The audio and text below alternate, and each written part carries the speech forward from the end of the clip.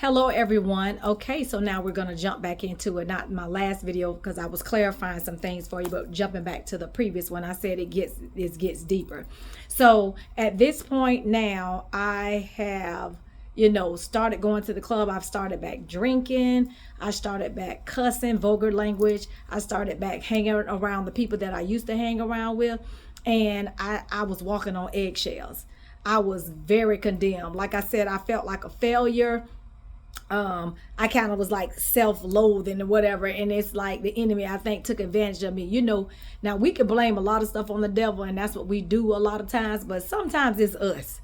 And this time, a lot of it was me. I had broken marriage. I was divorced. I got divorced, and I started back doing the things that I was doing before I wholeheartedly gave my life to Christ and was trying to walk in it. So, when I say I was walking on eggshells, man, I had a thing to where I felt like everything I did, God was mad at me.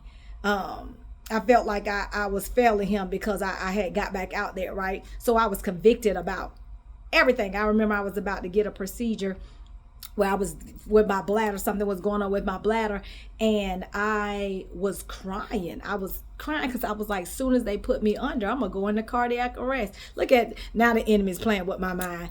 I was like, I'm gonna go into cardiac arrest and die because I'm not living right. The Lord is mad at me, because right then I didn't know the difference between religion and the truth of there's nothing that you can do to upset God, when you're giving your life to him. And so I swear he sent the angel to me. A lady walked over to me, just a stranger. I was from the opposite side of the room, and she was like, "Hey sweetheart, how you doing?" And then I said, "I'm fine." She said, "Hey, listen, stop calling yourself a backslider."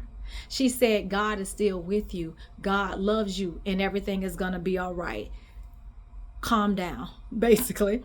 But she was just, it was just her words were so light, and I was like, "Yes ma'am, thank you so much." And she just walked away. I knew that was God, because I probably would have went in a cardiac arrest. My nerves were so bad. But as I was living in the back, like I was back willy-nilly, I met up with my now husband at a club. It's closed down now, called Jim's Place. I hadn't seen, when I was in that marriage, I hadn't seen my current husband now for like 5 years. And like I said, we were 14 when we met. So we stayed friends throughout the years. And for this particular, I just hadn't seen him in a long time.